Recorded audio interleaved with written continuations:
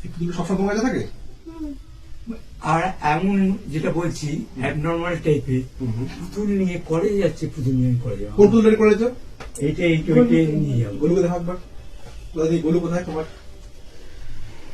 College নিয়ে যাবো। না, কোনো অসুবিধা নেই, গোলুকে নিয়ে কলেজ যেতে পারো, ঠিক আছে, কোনো অসুবিধা হবে না। নাও, গোলুকে নিয়ে থাকো। আর তুমি কোন জায়গাটাতে ভয় পাও সেই জায়গাটাতে আমরা যাবো। আগে ছিল খুব এটা নিতে, এখন ময়লা টয়লা এই নোংরা হয়ে গেছে। পুতুলটাতে প্রবলেম রয়েছে। আমি করে দিচ্ছি।